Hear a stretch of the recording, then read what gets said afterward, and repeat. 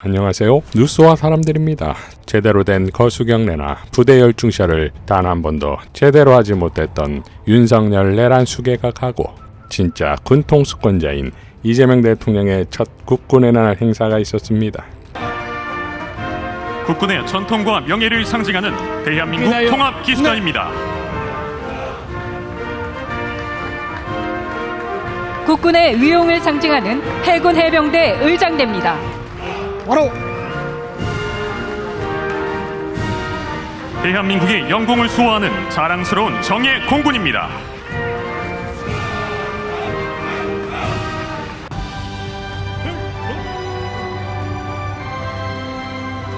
보국훈장 3일장 해병대 사령부 해병대령 박정훈 이하 내용은 같습니다. 올라가겠습니다. 훈장을 달아주시겠습니다.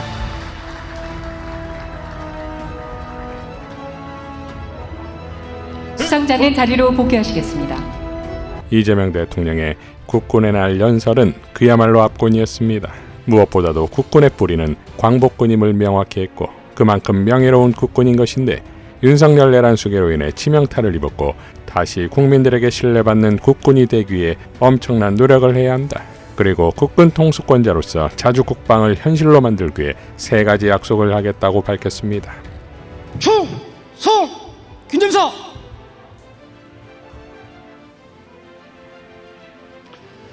부대 열중시요. 부대 열중시요. 열중 슛.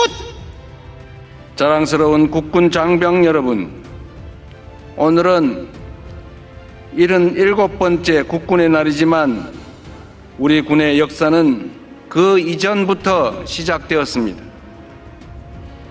조국의 독립을 위해 맞서 싸웠던 독립군과 광복군이 바로 대한민국 국군의 뿌리이자 근간입니다. 우리 군의 뿌리인 독립군과 광복군의 피어린 투쟁이 없었다면 빛나는 광복 80주년의 역사와 그동안 이룬 눈부신 성취는 전혀 불가능했을 것입니다. 작년 12월 3일 극히 일부 군 지휘관들은 군 본연의 임무를 망각한 채 최고 권력자의 편에 서서 국민을 향해 총뿌리를 겨누었습니다. 다행히 대다수의 군 장병이 제복 입은 시민으로서 부당한 명령에 저항하는 용기를 낸 덕분에 더 큰 비극과 불행을 막아낼 수 있었습니다. 그러나 그 후과는 실로 막대합니다. 민주주의의 퇴행, 민생경제의 파탄, 국격의 추락으로 우리 국민들이 떠나야 했던 피해는 산술적으로 헤아리기 어려울 정도로 크고 또 컸습니다. 우리 군의 명예와 신뢰도 한없이 떨어졌습니다. 국민을 지켜야 할 군대가 국민을 향해 총을 겨누는 일은 앞으로 어떤 경우에도 결단코 있어서는 안 됩니다.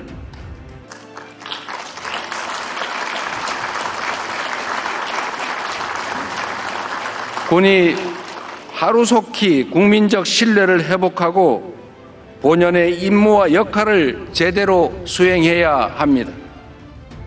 국민에게 신뢰받는 진정한 국군으로 거듭나도록 명예로운 군인의 길을 자랑스럽게 걸어갈 수 있도록 우리 모두 함께 노력합시다. 군 통수권자로서 대한민국 국민을 책임지는 대통령으로서 불법 계엄의 잔재를 말끔히 청산하고 헌법과 국민을 수호하는 군대로 재건하기 위해 민주적, 제도적 기반을 더욱 단단하게 강화하겠습니다.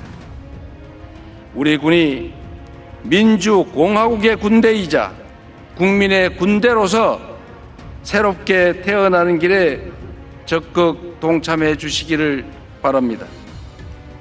어떤 상황에서도 스스로의 안위와 평화를 지켜낼 수 있는 강력한 자주 국방의 꿈을 현실로 만들기 위해 3가지 약속을 드립니다.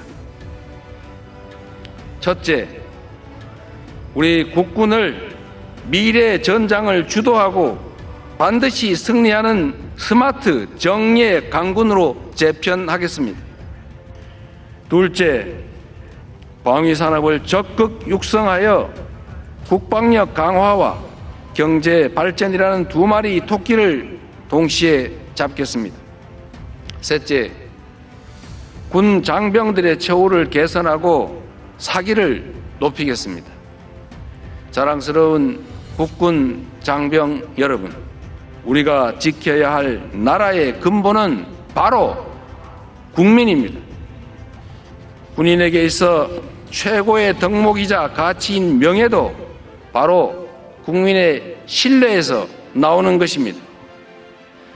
우리 군이 헌법 정신과 민주주의 가치로 무장하고 국민의 충직한 군인으로서 본연의 역할에 충실할 때 국민의 신뢰는 커지고 군의 명예는 드높아질 것입니다. 국민에게 신뢰받는 군대보다 더 강한 군대는 없습니다.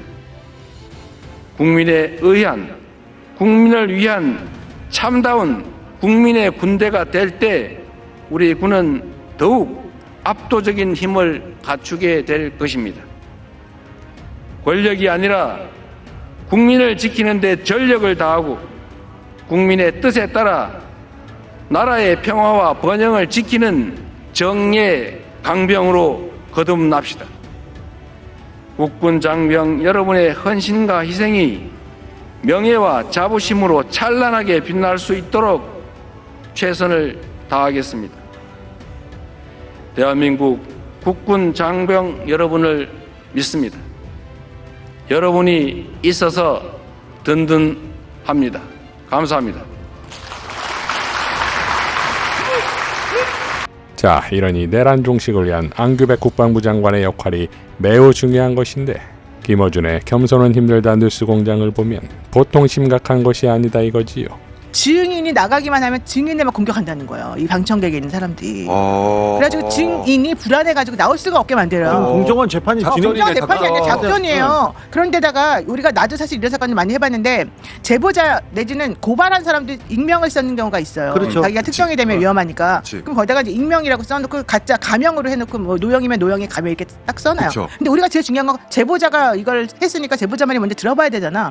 우리가 들어봐야 된다고 판사한테 얘기를 해요. 그러면 이 기록에는 그냥 제보자라고 나오든 익명으로 이름 안 알려줘요. 우리가 아무리 물어봐도. 그리고 만약에 그 사람이 정말로 증인을 해야 되면요 차폐 시설을 만들어가지고 저 안에서 말을 하게 해줘요. 우리는 보지도 못하게 하고 우리처럼 착한 사람은 해코지도 안 하는데 그게 원래 법에 있어요. 근데도 불구하고 이번 재판 같은 경우도 그 위험하다 누가 말하는지 너무 특정이 되고 이 군인 사이는 너무 좁으니까 너무 위험하지 않냐. 이 제보자를 보호해야 된다. 그리고 이 사람 특히 들었다는 사람이고 이 사람에 대해서 니네 지금 하는 행동을 보니까 너무 공격할 것 같다. 그럼 당연히 재판부가 알아서 이쪽에는 드러나지 않게 하고 그냥 영상으로만 실루엣만 보여주면서 뭐 하면 돼요. 목소리 변조해가지고. 그렇지. 그 사람을 왜 안 보여주냐, 그 사람이 더 진짜 진술을 한 사람인데 왜 그 사람 말을 우리가 따르게 들어야 되느냐, 난리를 치면서 이게 바로 기피를 해야 되는 이유다. 이게 바로 재판부가 공정한 재판을 안 하겠다는 의지다. 이러면서 기피 신청을 한 거예요. 말도 안 된다. 그러면 그런 판사가 거기다 대고 너는 기피 신청 잘했다.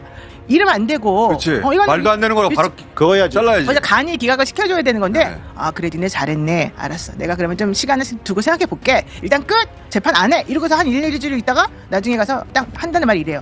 아니 근데 이거 좀 취소 좀 해주시면 안 되겠습니까? 취소해달라고 부탁. 취소해달라고 부탁했어. 취소해주시면 안 되겠습니까? 그러니까 이제 김영현 측의 변호인이 거만하게 좀 생각해 볼게요. 이랬다 진짜 그러더니 취소를 해주면서 이 특검이 뭐가 잘못돼가지고 내가 이렇게 사실은 좀 했는데 내가 네 얼굴 봐서 그냥 취소해주마 이러고 말았다는 거예요. 부탁을 해서 부탁을 해서 취하해줬다니까요. 난 그런 거 처음 봤어요. 진짜 처음 본다 진짜. 몇 가지 효과가 있는데요. 효과가 그들이 하는 게 효과가 있는 게 여전히 군내에는 김용현 라인들이 살아 있습니다. 그러다 보니까 요번에도 장군 진급까지는 어느 정도는 걸릴 수 있는데 대령 진급 이런 거 있어서 보면 일일이 다 걸릴 수가 없잖아요. 숫자가 너무 많으니까. 그래서 이제 일일이 다 걸러야지. 압력 내재하고 있는 거죠, 이들이. 그런 부분들의 심리적 위화가 강력히 되는 거죠. 지금 말 잘못했다가 내가 드러날 수도 있다. 자, 이거는 국방부 장관, 큰일 났어요. 법무부 장관 이 새겨서 이 상황을 봐야 되겠다. 자, 이런 쥐기현에 대해 법원은 감사 결과 직무 연관성이 없다고 밝혔는데 이마저도 민주당의 제보자가 나와 반박하며 초토화가 되었습니다. 그런데 공수처의 수사를 기다리겠다고 한 법원은 정작 쥐기현에 대한 공수처 압수수색 영장 청구를 기각한 것으로 밝혀졌습니다. 대한민국 사법부가 어쩌다 양아치가 되었을까요? MBC의 단독 법원 쥐기현 접대 의혹 수사 공수처 압수수색 영장 기각라는 기사에 따르면 유흥업소 접대 의혹을 수사하고 있는 고위공직자범죄수사처가 최근 쥐기현 부장판사에 대한 압수수색 영장을 청구했지만 법원이 기각한 것으로 확인되었고 구체적인 사유는 알려지지 않았다는 것이고 공수처는 조만간 쥐기현에 대한 압수수색 영장을 법원에 다시 청구할 계획이라고 밝혔습니다. 정치 검찰의 길을 밟는 조의대 사법부의 말로는 처참할 것입니다. 이상 뉴스와 사람들이었습니다. 시청해 주셔서 감사드립니다.